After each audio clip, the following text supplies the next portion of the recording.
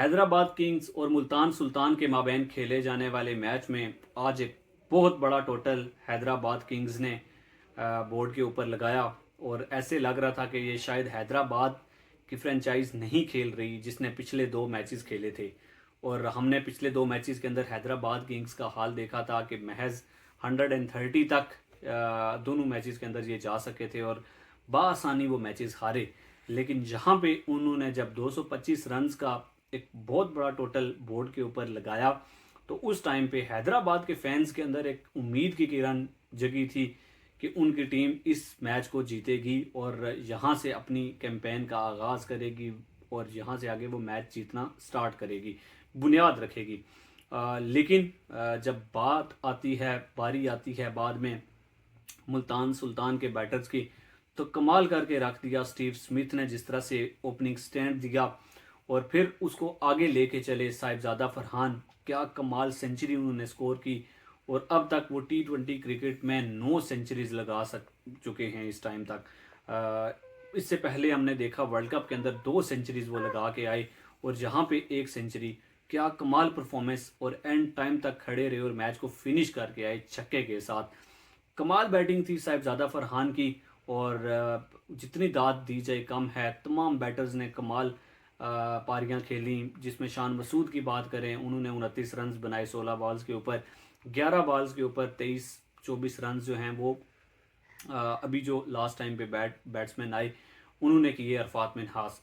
और टीम जो है वो जीत गई। एस्टन टर्नर थोड़े से उन्होंने रन्स नहीं किए, बाकी जितने भी बैटर्स आए हैं उन्होंने ठीक ठाक रन्स किए हैं।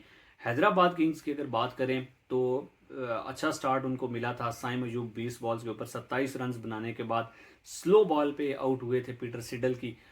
लेकिन माज सदाकत ने क्या कमाल बैटिंग, 238 का स्ट्राइक रेट, 26 बॉल्स के ऊपर 62 रन्स, कमाल बैटिंग उन्होंने की। और 18 बॉल्स के ऊपर उन्होंने आज के मैच में 50 भी लगाई। और क्या कमाल, मतलब इस तरह की बैटिंग आपको देखने को बहुत कम मिलती है, ख़ासतौर पे पाकिस्तानी ओपनर्स की तरफ से, कि 18 बॉल्स के ऊपर या इवन कि 20 बॉल्स के ऊपर आपको 50 देखने को मिले। माज सदाकत इससे पहले भी अच्छा करते आए हैं। हमने रिसेंटली बांग्लादेश वाली सीरीज़ में देखा इनको कि जिस मैच में उन्होंने ठीक ठाक रन्स किए थे और कमाल बैटिंग उसमें की थी। 150-200 के स्ट्राइक रेट के साथ ओडीआई के अंदर उन्होंने बैटिंग की थी और अपनी एक झलक दिखाई थी और आज भी उन्होंने दिखाई। कमाल किस्म के शॉट्स मारते हैं और साइम अयूब से बहुत बेहतर कॉम्पैक्ट किस्म के प्लेयर दिखे हैं माज सदाकत। फिर मानस लेबुशैन सिर्फ 8 रन बना सके, वो कोई इतना बड़ा कारनामा सर अंजाम नहीं दे सके। लेकिन शर्जील खान ने जो बैटिंग की है और 24 बॉल्स के ऊपर उन्होंने 50 कर ली थी और कमाल बैटिंग उनकी तरफ से देखने को मिली। फिर लिटिल बिट जो कैमियोज थे वो भी खेले गए नवाज़ की तरफ से या बाकी बैटर्स की तरफ से, और इसकी वजह से टीम जो है वो 225 तक पहुंची थी, फिनिश लाइन तक पहुंचाया था।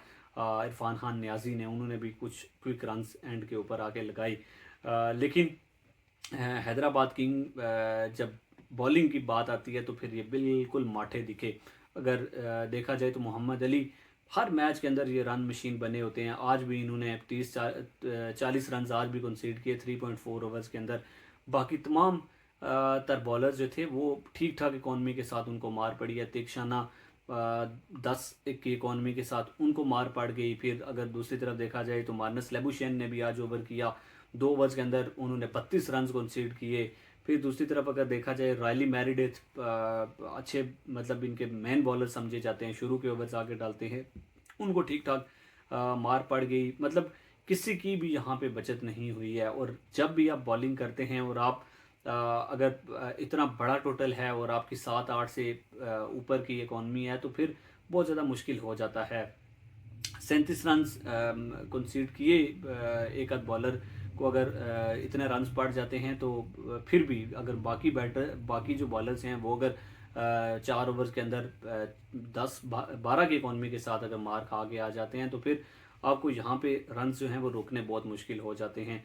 तीक्षाना 39 रन वो दे बैठे, मतलब ऑलमोस्ट 10 की इकॉनमी चली जाती है। मतलब अगर कोई भी बॉलर है, ठीक है, वो अगर 8 से नीचे की बॉलिंग इकॉनमी के साथ बॉलिंग करेगा तो फिर आप उम्मीद लगाते हैं, लेकिन बाकी जो बॉलर्स हैं उनको भी आपका साथ देना पड़ता है।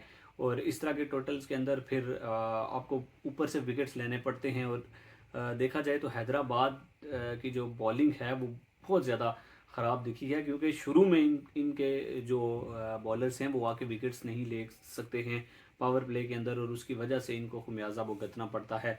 बैटिंग आप जितनी भी अच्छी कर लें, शर्जील खान को ऐड आपने कर लिया, मोहम्मद नवाज हैं, इरफान खान नियाजी हैं, ऊपर साइम अयूब हैं, मास सदाकत को पहला मैच उन्होंने नहीं खेला था, वो भी वापस आ गए हैं। लेकिन बॉलिंग के अंदर आपको जब तक आपकी बॉलिंग अच्छी नहीं होगी तो फिर आप हर मैच के अंदर अगर 220 या 200 से ऊपर रन्स करते हैं तो फिर भी आप चेस करवा बैठेंगे, क्योंकि इस तरह की बॉलिंग लाइन आपके साथ मैचेस जीतना बहुत मुश्किल है। जिस तरह की पेशावर ज़ल्मी की बॉलिंग लाइनअप है, सेम इसी तरह की हैदराबाद की बॉलिंग लाइनअप है। और ये जितने भी मैचेस हम आगे चल के भी देखेंगे कि अगर 200 प्लस ये करते हैं तो फिर बहुत ज़्यादा चांसेस होंगे कि ये उन मैचेस के अंदर चेस भी करवा देंगे। हाँ, ये अगर बाद में बैटिंग करते हैं तो फिर शायद हम उम्मीद लगा सकते हैं कि ये कुछ बेहतर कर सकें, लेकिन 2 मैचेस के अंदर हैदराबाद ने कुछ किया नहीं है। और मेरे ख्याल से अगर आने वाले 2 मैचेस लगातार ये हारते हैं तो सबसे पहली टीम बनेंगे कि जो आने वाला जो टॉप 4 का राउंड है उससे बाहर हो जाएंगे।